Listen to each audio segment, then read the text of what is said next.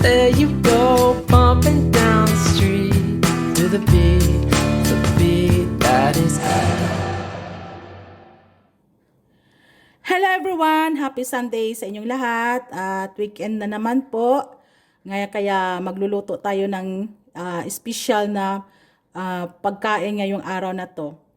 Kaya naisipan ko lang magluto ngayon ng chicken kasi favorite kasi ito, kahit yung anak ko ay gustong-gusto niya yung chicken. Ang recipe na isi-share ko sa inyo ay talagang masasabi ko na napakasarap kasi po ay lalagyan natin siya ng red wine. Ito po yung nagpapasarap sa kanya, yung red wine at saka yung nilagyan natin ng tomatoes. Pakita ko sa inyo itong aking mga ingredients sa pagluluto ng aking chicken. So ngayon, meron tayong chicken dito. At itong chicken ko guys ay frozen ito siya. So dinifrost ko na siya ng whole night.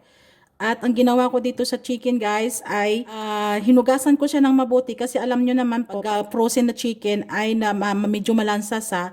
Kaya ang ginawa ko ay binabad ko muna sa asin. Tapos hinugasan ko siya ng 4 na beses. Kaya kung halimbawa kung ayaw nyo po ng kanyang skin, pwede nyo pong tanggalin yan. Huwag nyo pong kainin itong skin ng chicken kasi marami pong cholesterol ito. Of course, kailangan natin ng red wine. Kung halimbawa po guys, kung ayaw nyo po ng may red wine kayo, pwede kayong gumamit dito ng chicken broth or vegetable broth. So kaya lang siyempre ito kasi ang nagpapasarap talaga sa ating itong red wine. Pero kung ayaw nyo ng red wine, pwede kayong gumamit talaga ng chicken broth. 1 large red bell pepper and then I cut ganito kalaki po guys. 2 tomatoes and then diniced ko na siya, kinat ko siya ng ganito kaliit. 1 large onion, diced. Green olives. Dapat ang gagamitin ko na olives ay yung black olives kasi mas maganda sana yun. Kaya lang, wala akong available na out of stock na kasi kami. So, yung green olives na lang yung gagamitin natin. If ever na meron kayong black olives, pwede po yung black olives sa ihalo. So, depende po yan sa inyo. Kaya lang, sa akin, wala talaga akong available. 1/2 cup of chicken broth. So, itong chicken broth na ginamit ko guys ay low sodium ito at organic po siya guys. Fresh thyme. Olive oil. And then, gagamit tayo ng salt and black pepper to taste. So, ang una natin gagawin guys ay i-dry muna natin ng ating kitchen towel itong ating chicken kasi medyo ano pa siya dahil hinugasan natin ng mabuti ito. So, i-ganyan ko lang.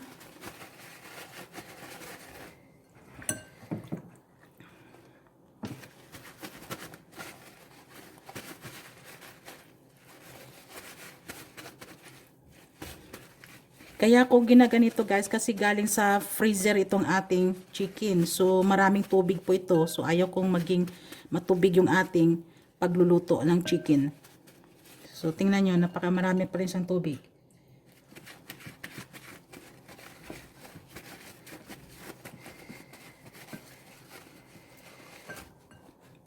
So ganito na po siya guys. And then saka natin lagyan ng salt.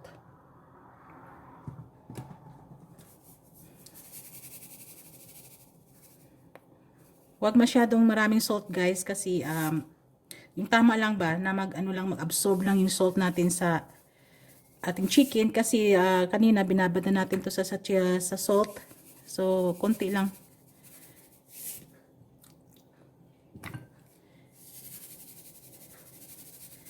So ganyan lang po guys. And then, saka tayo gagamit ng yung grape pepper. So, ito yung gagamitin natin na pepper.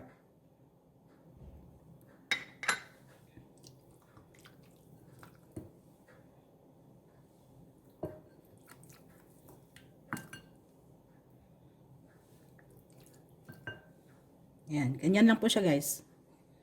Hayaan ko lang muna to na mga 5 minutes at saka natin sa ipa-fry ng mga another 5 minutes din.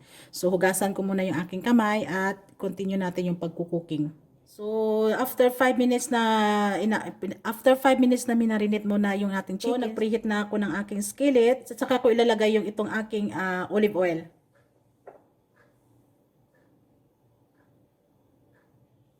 And then saka natin ilagay yung ating chicken. Kapag mainit na po, pwede na natin ilagay yung ating chicken.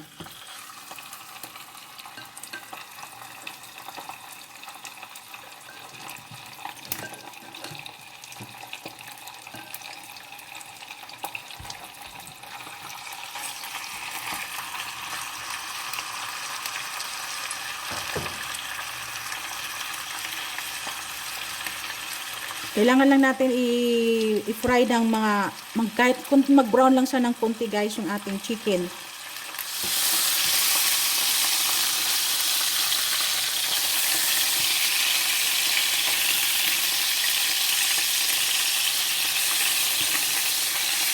I-set aside ko muna to.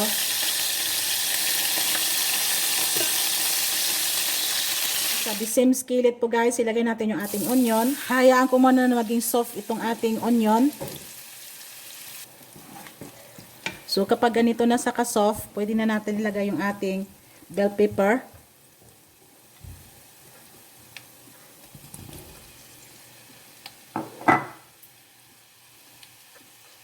And then itong ating olive.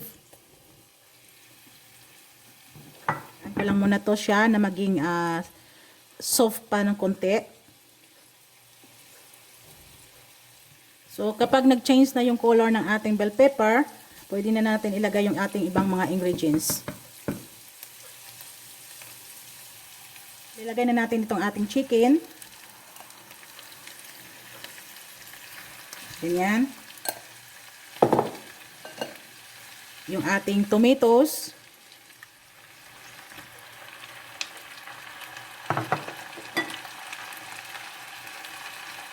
Yung ating chicken stock.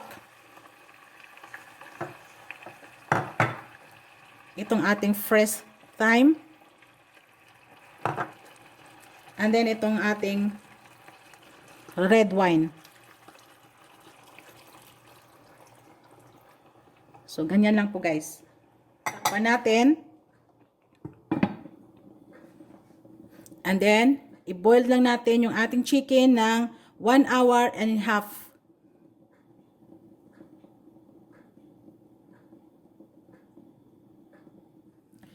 Okay guys, after 1 hour and a half, luto na yung ating chicken. Kaya bubuksan na natin itong ating skillet. So tingnan nyo po. Na siya, nag-reduce na yung ating nilagay na wine at saka yung nilagay natin na chicken stock. So ready na po ito guys. So hindi na natin sa lalagyan ng salt at saka ng black pepper kasi naglagay na tayo dito sa ating chicken. At yung ating meron na tayong nilagay dito na chicken stock. So yun ang nagpapalasa na rin sa ating chicken. Ilalagay ko na po ito sa aking serving plate at ready to eat na po ng aming lunch. Okay guys, ito na yung aking chicken with wine at bell pepper. So mainit pa siya at masarap ito kainin. So lagyan na natin siya ng ating spring onion. Optional lang naman to guys. Para dekorasyon lang natin dito sa ating chicken. Yan. Lagyan lang natin siya dito. Optional lang naman to guys. Para lang mayroon tayong maganda yung tingnan yung ating chicken. Ready na po yung ating chicken at kakain na po kami. So sana nag-enjoy kayo dito sa aking niluto sa inyo. Itong shinare ko sa inyo na aming lunch.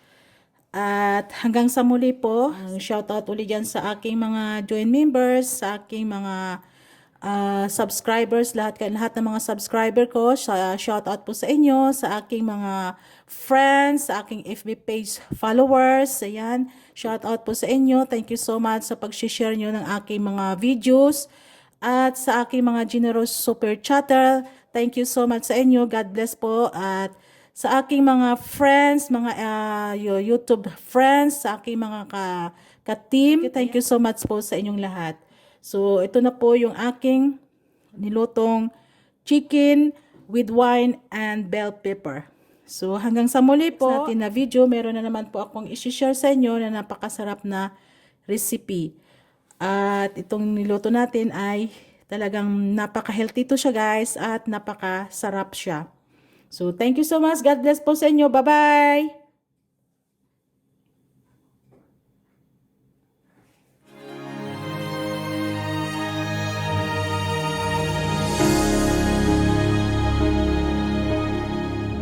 The feel of cool water as the warmth of the sun is on my skin is only a small glimpse of paradise. You're the essence of my soul's desire.